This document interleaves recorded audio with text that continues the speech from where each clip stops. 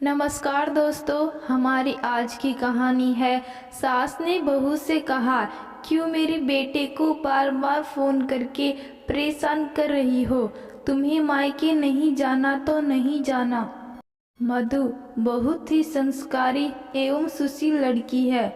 मधु की शादी को पूरे 2 साल हो चुके हैं। अपने ससुराल की जिम्मेदारी बेखूबी तरीके से निभा रही थी। एक दिन मधु रोज की तरह सुबह सुबह अपने सारे काम निपटा रही थी। दोनों नंदे छुट्टियां बिताने आई हुई थी। काम कुछ ज़्यादा ही था। सबकी अलग अलग फरमाइशें थी। वक्त भी लग रहा था और मधु चक्रगिनी की तरह घूम रही थी। तभी पापा का फ़ोन आया।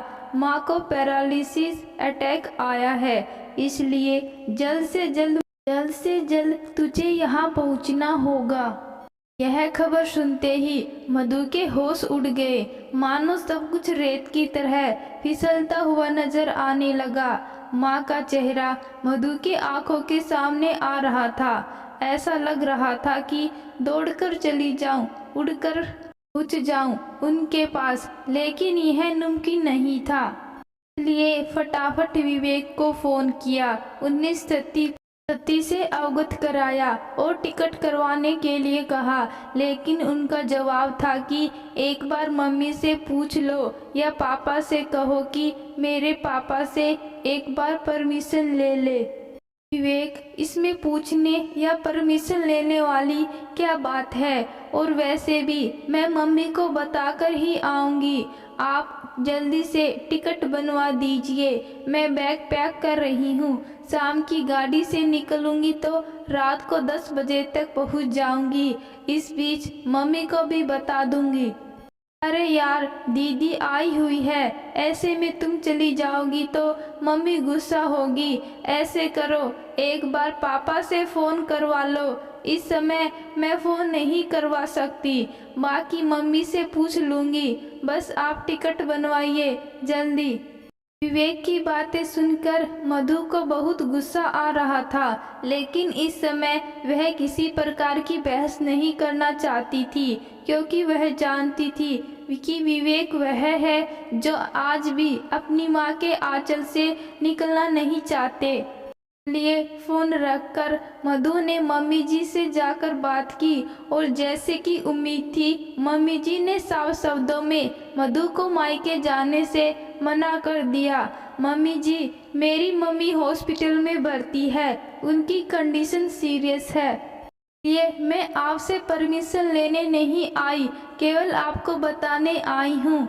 माँ है वह मेरी, और इस समय जिंदगी और मौत के बीच में जूझ रही है। अरे कुछ नहीं होने वाला। तुम्हारी माँ को क्यों चिंता करती हो? और हम क्या तुम्हारी माँ नहीं हूँ?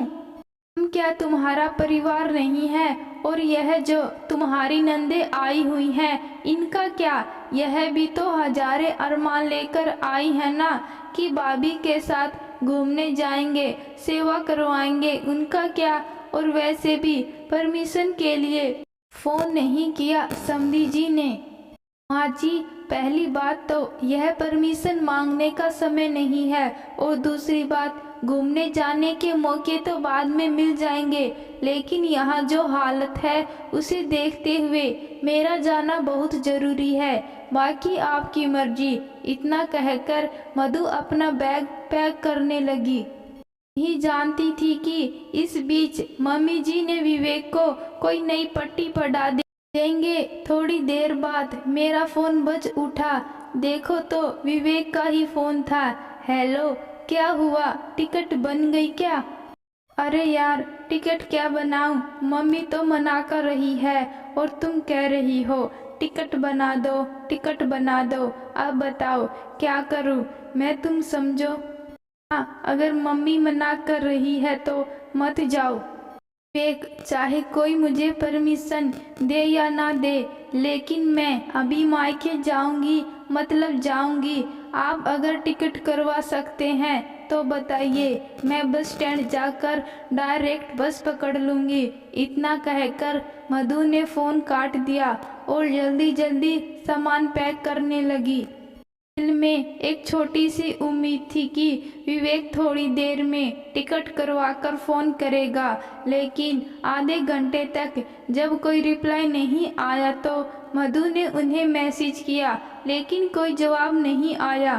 थोड़ी देर बाद फ़ोन किया, तभी उन्होंने जवाब नहीं दिया, लेकिन हाँ, थोड़ी ही देर में मम्मी जी ने आकर चिल्लाना शुरू कर दिया। जब तुम्हें एक बार मना कर दिया तो फिर बार बार मेरे बेटे को फ़ोन करके परेशान क्यों कर रही हो? अगर ससुराल वाले परमिशन नहीं देते हैं ना तो बार बार मायके नहीं जाया जाता, समझी? लेकिन तुम हो कि कोई बात समझना ही नहीं चाहती हो। यहाँ तक कि तुम्हारे पापा ने तो फ़ोन करके भी हमें बताया नहीं, ना कि विवेक के पापा को फ़ोन आया है। तो आपके बेटे को मैंने कब कब फ़ोन किया है, कब मैसेज किया है, आप इस पर भी नज़र रखती हैं। शायद मैंने ही गलती कर दी जो इतनी देर तक मैंने विवेक का इंतज़ार किया और उनसे यह उम्मीद रखी कि वह मुझे आपके खिलाफ जाकर टिकट बनवा कर देंगे, लेकिन यह मेरी गलती थी। इतना कहकर मधु ने अपना बैग उठाया, कैब बुक करवाई और बस स्टैंड की तरफ रवाना हो गई। जानती थी कि बस में सीट मिल ही जाएगी। हालांकि मुझे बस में थोड़ी दिक्कत होती है, लेकिन इस समय मेरे लिए वह दिक्कत मायने नहीं रखती। इसलिए टिकट खरीदी और फटाफट अपनी सीट पर जाकर बैठ गई। आज 4 घंटों का रास्ता मेरे लिए 40 घंटों का हो गया था। हर पल माँ से दूर होने का डर सताए जा रहा था। पल पल आंखों से आंसू बह रहे थे। एक तरफ माँ को खोने का डर था तो दूसरी तरफ अपने ससुराल वालों के द्वारा किया गया व्यवहार। मन में बार बार यही आ रहा था कि जिस इंसान से मैंने शादी की है, अगर वही मेरे साथ नहीं दे सकता, मुश्किल की घड़ी में मेरे साथ खड़ा नहीं हो सकता, तो फिर क्या मतलब है ऐसे विवाह का। बड़ी मुश्किल से 4 घंटों का रास्ता ख़त्म किया। बस स्टैंड से अपने घर के लिए ऑटो किया और पहुंच गई। भाभी ने दरवाज़ा खोला और मुझसे लिपट गई। मुझे गले लगाकर उनकी रुलाई फूट गई। मधु का मन एक अनजाने डर से आशंकित हो उठा। भाभी क्या हुआ, सब ठीक है ना? आप रो क्यों रहे हो? दीदी, जो नहीं होना चाहिए था वह हो गया, आप जल्दी क्यों नहीं आए? आते जाते भी मम्मी की जुबान पर आप ही का नाम था। इतना कहकर भाभी फिर से फूट फूट कर रो पड़ी और मधु वही जड़वत खड़ी थी। मधु को कुछ समझ में नहीं आ रहा था। आंखों से आंसू बहे जा रहे थे। दिमाग सुन्न हो चुका था। अपने होश खो बैठी थी मधु और अगले ही पल मधु वही गिर पड़ी। जब होश आया तो सुबह हो चुकी थी। तबीयत बिगड़ने की वजह शायद मधु को यह होश नहीं था कि कब रात से सुबह हो गई। मधु भाभी के कमरे में लेटी हुई थी। बाहर माँ की अंतिम विदाई की तैयारियां चल रही थी। एक दूसरे को संभालते हुए हमने जैसे तैसे माँ की अंतिम संस्कार की विधि को पूरा किया। हालांकि खबर तो मेरे ससुराल में भी पहुंच गई थी, लेकिन वहां से कोई नहीं आया था। 2 दिन बाद तीये की बैठक थी। इस बीच जब पापा ने मुझसे लेट आने का कारण पूछा तो मैंने उन्हें सारी बात बता दी। दुख के साथ साथ अब पापा गुस्से से भर चुके थे, क्योंकि वह समझ चुके थे मेरे लेट पहुंचने का कारण केवल और केवल विवेक और मेरे ससुराल वाले हैं, जिन्होंने परमिशन की गंदी राजनीति की वजह से मुझे यहाँ पर आने से रोका। खैर, उस समय वह बात आय की गई हो गई। तीये की बैठक में मधु के सास ससुर और विवेक भी आए थे।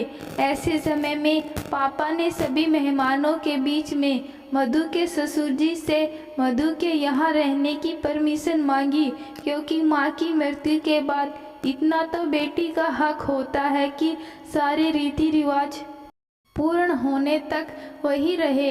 हालांकि ये तो होना ही था, लेकिन फिर भी ऐसे समय में पापा का यूँ परमिशन लेना मुझे समझ नहीं आया। फिर भी मधु ने उनसे कोई प्रश्न नहीं किया। रात तक लगभग सभी मेहमान जा चुके थे। तब मधु ने पापा से परमिशन वाली बात जाननी चाहिए। तब पापा ने बताया कि अब तक यह लोग परमिशन के नाम पर ही तुम्हें यहाँ आने से रोक रहे थे। ना इनकी वजह से तुम आखिरी बार देवकी जी से नहीं मिल पाई, लेकिन अब यह लोग तुम्हें यहाँ रहने की परमिशन दे चुके हैं, वह भी इतने लोगों के बीच में। इसलिए अभी नाटक नहीं कर सकते और अब मैं तुम्हें यहाँ से जाने की परमिशन नहीं दूंगा तब तक जब तक यह लोग नाक रगड़ते हुए तुम्हें लेने नहीं आएंगे। माना कि हमारे बुजुर्गों ने परमिशन का रिवाज हमारे संस्कारों में रखा है, लेकिन वह केवल बड़ों का मान रखने के लिए। लेकिन अगर बड़े इसका गलत फायदा उठा रहे हैं तो उन्हें सबक सिखाना जरूरी है। इसलिए अब तुम भी आराम से यहाँ पर रहो। तुम अपने पिता के घर में हो, किसी की हिम्मत नहीं कि कोई तुम्हें कुछ बोल सके। तो दोस्तों, क्या मधु के पिताजी मधु को वापस ससुराल भेजेंगे या नहीं, देखते हैं कहानी के अगले भाग में। अगर कहानी अच्छी लगी है, कहानी को लाइक शेयर और चैनल को सब्सक्राइब जरूर करना। धन्यवाद।